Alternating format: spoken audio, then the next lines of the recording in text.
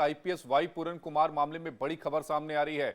Y पूरन के घर से उनका सुसाइड नोट बरामद किया गया है, जिसमें उन्होंने कई खुलासे किए हैं। नोट में बड़े अफसरों पर प्रताड़ना के गंभीर आरोप लगाए हैं, प्रोफेशनल करियर को बर्बाद करने के आरोप लगाए हैं, मानसिक तौर पर प्रताड़ित करने का आरोप लगाया है।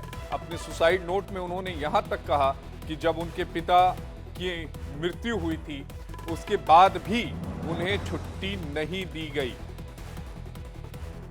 इसके अलावा कई तरह के भेदभाव के आरोप उन्होंने अपने सुसाइड नोट में लगाए हैं।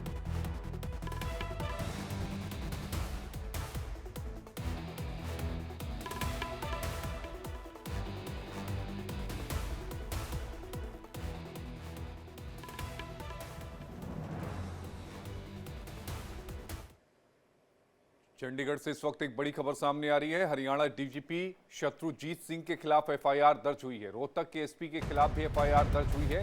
वाई पूरन की पत्नी अमनप्रीत की शिकायत पर यह एफआईआर दर्ज हुई है। अमनीत की शिकायत पर यह एफआईआर दर्ज हुई है। 7 अक्टूबर को आईपीएस वाई पूरन का शव मिला था। तो वाई पूरन की पत्नी अमनीत की शिकायत पर एफआईआर जो है वो दर्ज की गई है।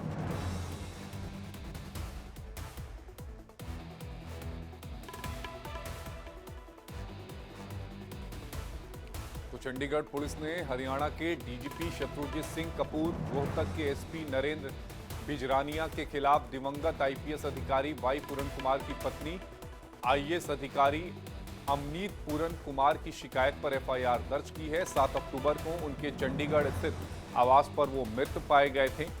आईपीएस अधिकारी वाई पूरन कुमार की पत्नी आईपीएस अधिकारी अमनीत पूरन कुमार की शिकायत पर यह एफआईआर जो है वो दर्ज की गई है।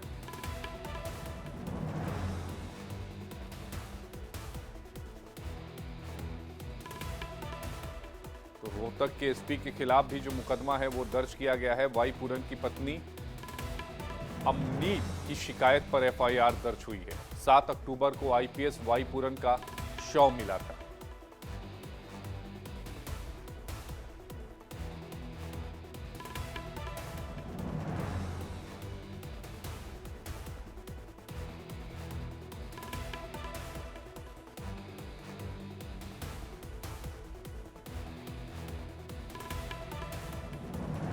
और इसी खबर पर ज्यादा जानकारी के साथ हमारे सहयोगी गुरुदत्त फोन लाइन पर जुड़े हैं। गुरुदत्त, अभी इस मामले में क्या कुछ कार्रवाई हुई है?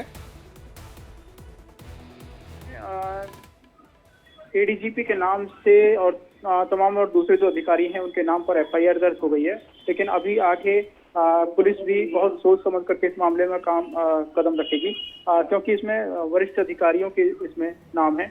वहीं इस मुद्दे को लेकर के राजनीति ज्यादा गर्मा रही है और ये राजनीतिक मुद्दा बन गया है। तमाम विपक्षी जो पार्टियां हैं वो न केवल प्रदेश सरकार को कटघरे में खींच रही हैं और तमाम जो अधिकारियों को भी कटघरे में खींच रही हैं। वो भी तब जो उनका कहना है कि इस सरकार में तमाम अधिकारी मानसिक प्रताड़ना का प्रकोप झेल रहे हैं।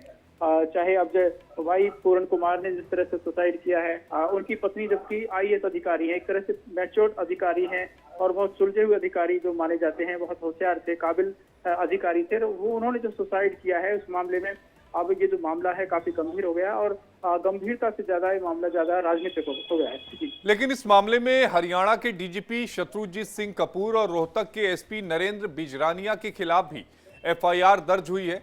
ये क्या हुआ है, इस पूरे मामले पर थोड़ा सा प्रकाश डालिएगा, विस्तार से बताइए। इस मामले में एक तरफ डीजीपी और केवल एसपी के नाम नहीं और भी दूसरे अधिकारियों के भी एफआईआर में नाम है, लेकिन जो शो करने वाली बात है, जो पुलिस ने जो दर्ज किया है, केवल 2 का नाम दिया है। इसमें पूर्व में रहे 2-3 डीजीपी के भी नाम बताए जा रहे हैं कि 2-3 डीजीपी हैं जो पूर्व में रहे, जो रिटायर्ड हो गए हैं। उनके भी नाम इस 8 पेज का उनका जो सुसाइड नोट है जी उसमें लिए गए हैं। जी, आप हमारे साथ बने रहिएगा। हमारे साथ एलएन राव साहब जुड़ गए हैं, पूर्व डीसीपी दिल्ली के। राव साहब, आपका स्वागत है। लेकिन ये जो खबर आई है, जो एफआईआर आई है, उसके अलावा आत्महत्या का जो नोट है वो परेशान करने वाला है। जी नमस्कार। नमस्कार sir.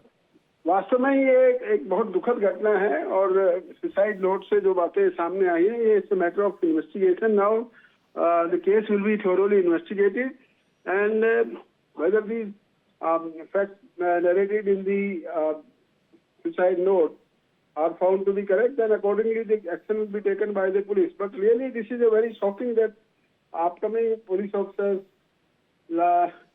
end their life like this.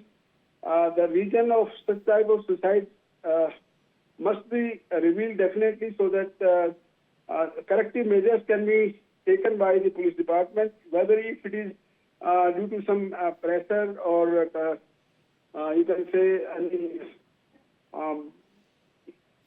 working conditions are so stressed, and if there is any family dispute like which has been mentioned in this letter with something against wife or by the in-laws, whatever these things are to be considered by the investigating officer, and after that only when the truth will come out, accordingly the legal action will be taken against the Alan Rao साहब, एक सवाल का जवाब पूरी हिंदी में समझाइएगा कि इस मामले में 12 अधिकारियों के खिलाफ एफआईआर दर्ज होती है। पुलिस महकमे में क्या वाकई इतनी प्रताड़ना चलती है, मानसिक प्रताड़ना चलती है?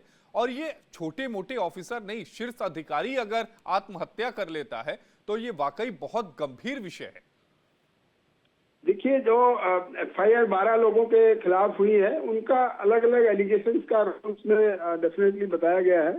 वो उसी हिसाब से उनके नाम इसमें आए हुए हैं। नो डाउट कि पुलिस की जितनी भी प्रेशर, अंडर प्रेशर या उसकी जो circumstances of their coming this performing the duty, जिस प्रकार की ड्यूटी का वो निर्वहन करते हैं, उसका उनको क्या परेशानियां होती है। बिकॉज पुलिस का जॉब है वो, वास्तव में आपको पब्लिक के लिए बता दूं, बहुत ही सर्वियस है। बहुत ही लोगों को दूर से लगता है कि पुलिस का जॉब बहुत बढ़िया, लेकिन मैंने देखा 36 साल में कितना टेंशन भरा जॉब होता है।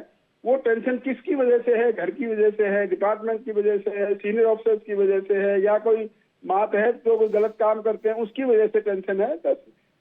This level of officer like IPS officers are considered to be the above than middle category of the officers in the hierarchy of the police, because lower ranks are starting from constable to inspector, ACP, and then after IPS then DCP, additional DCP and special CP, DG, even DG तक। तो ये सब चीजें देखने वाली बात है कि पुलिस में हर, ये जरूरी नहीं है कि हर जगह ही ऐसी बात हो। इट्स नॉट नेसेसरी कि जैसे इन केस में ये हुआ है। It all depends upon officer to officer. बहुत से ऑफिसर्स को अपने ऊपर इस सब सारे स्ट्रेस लेने की उनकी हैबिट हो जाती है, या स्ट्रेस लेने की आदत पड़ जाती है, या स्ट्रेस ले लेते हैं और वो इस प्रकार का कदम नहीं उठाते हैं। But in this case what actually happened, that is to be seen by the investigation, facts of the investigation. बहुत शुक्रिया एलन राव साहब आपका जुड़ने के लिए, और हमारे एक सहयोगी भी हमारे साथ जुड़े हुए थे, गुरुदत्त गर्ग, आपका भी जुड़ने के लिए बेहद शुक्रिया। तो ये खबर वाकई परेशान करने वाली है। ये खबर चौंकाने वाली तो है ही, परेशान करने वाली भी है कि आखिर पुलिस महकमे में ये सब हो क्या रहा है।